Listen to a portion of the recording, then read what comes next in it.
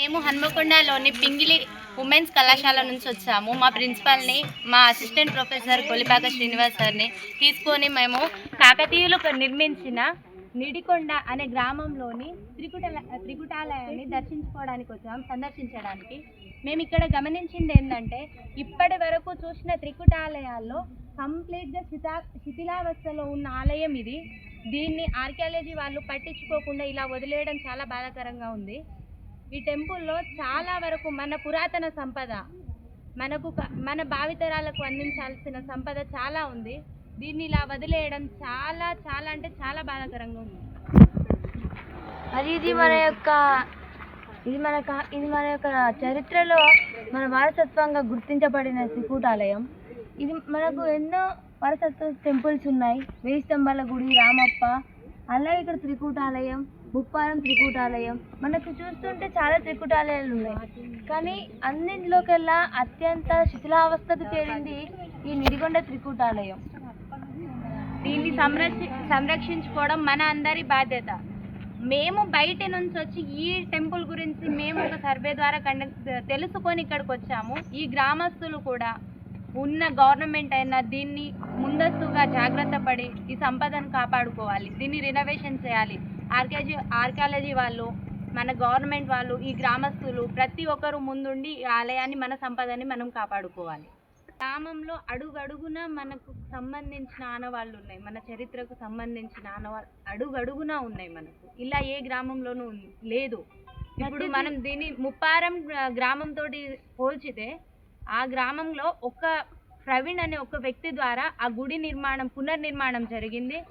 తిరిగి అది చరిత్రకారులు నిర్మించిన గుడి. ఇది మన సంపదని మనం కాపాడుకోవాలని వాళ్ళు ముందుండి ఆ గుడిని కాపాడుకున్నారు. అలానే ప్రతి ఒక్కరు ఈ గుడిని కాపాడుకోవాలి. ఆ స్తంభానికి జైన ద్వీపం, జైనమన్న ద్వీపం, అది ఒకటి కొత్తగా అనిపించింది. ఒకటి బాధ అనిపించింది ఏంటంటే, శాసనాలు ఉన్న రాయిని మెట్లలాగా వేసేసారు. అది చాలా బాధ అనిపించింది అందరికీ. అదే ఇప్పుడు మేము వచ్చిన ప్రతి ఒక్కరం అదే డిస్కస్ చేస్తాం.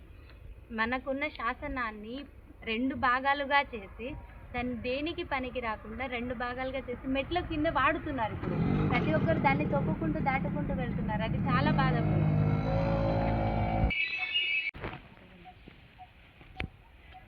ఇప్పుడు మన వేయి స్తంభాల గుడి చూసినట్టయితే, అందులో దారం పట్టేంత చిన్నటి సందులో అవి స్తంభాలు చెక్కడం జరిగింది.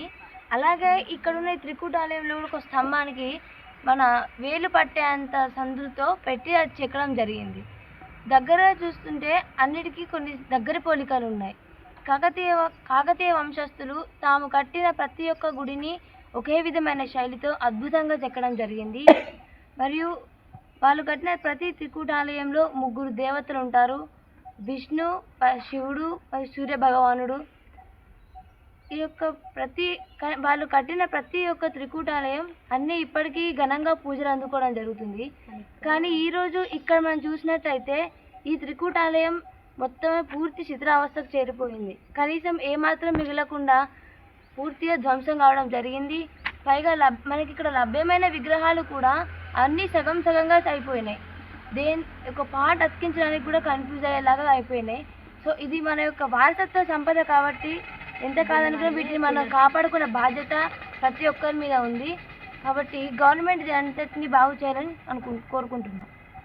ఇప్పుడు మన త్రికూటాలయంలో చూసినట్టయితే ఎంతో అద్భుతమైన శిల్ప కళ ఉంది, కోనేరు ఉంది. కానీ వాటి పరిస్థితి చూస్తే చాలా దారుణంగా ఉన్నది. దీని గవర్నమెంట్ దాని మీద కొంచెం ఆలోచన పెడితే ఎంతో అద్భుతంగా తయారవుతుంది. మన వేయి స్తంభాల గుడిలా కానీ, రామప్పలా కానీ ఒక ముఖ్యమైన ఏమంటారు టూరిస్ట్ ప్లేస్ లాగా ఉంటుంది.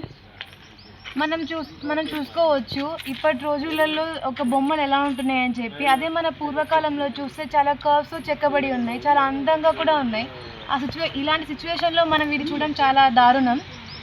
వీటిని మనమంతటా మనమే కాపాడుకోవాలి. మన పూర్వీకులు మనకిచ్చిన పూర్వాన్ని మనం కాపాడుకోవాలి, వాటికి ప్రాణం పోయాలి.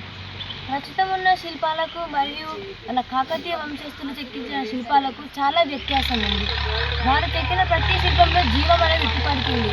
మనం ఏదో ఇప్పుడున్న ఈ జనరేషన్లో చేస్తున్నామా అంటే చేస్తున్నామే, కానీ ఒకప్పుడు చేసిన వాళ్ళ శిల్పంతో ఆ శిల్పకళతో పోల్చుకొని చూస్తే మనది ఏ వైపుకు తుంగదు. ఇప్పుడు మన కోనేరుని చూసుకున్నట్టయితే అది దేవాలయాల్లో మన శివుడికి అభిషేకానికి, మహావిష్ణువు వారికి ఇలా ప్రతి ఒక్క దేవుడికి పూజించడానికి ఆ నీటిని ఉపయోగించేవారు. కానీ ఇప్పుడు కనీసం కోనేరు ఉందని చెప్పుకోవడానికి కూడా ఆధారం లేకుండా పోతుంది. ఆ కోనేరుని మరియు మన గుడి పరిసరాలని పరిశుభ్రంగా ఉంచుకుంటూ తిరిగి మన ఈ యొక్క గుడిని కనుక మన పునర్నిర్మాణం చేస్తే కనుక తిరిగి దాని పూర్వ వైభవాన్ని అది పొందగలుగుతుంది. ఇదంతా మన చేతిలోనే ఉంది కాబట్టి గవర్నమెంట్ దీన్ని ఒక సీరియస్గా తీసుకొని దీన్ని కనుక మళ్ళీ రీకన్స్ట్రక్షన్ చేసినట్టయితే కోల్పోయిన మన సంపద తిరిగి మన చేతికి అందుతుంది. ఇది మన కోల్పోయిన మన సంపద మన చేతికి తెచ్చుకోవడం అనేది మనకు చాలా గర్వకారణం. మన పూర్వీకులు ఇచ్చే సంపద మనమే బాగు చేసుకోవాలి, మనమే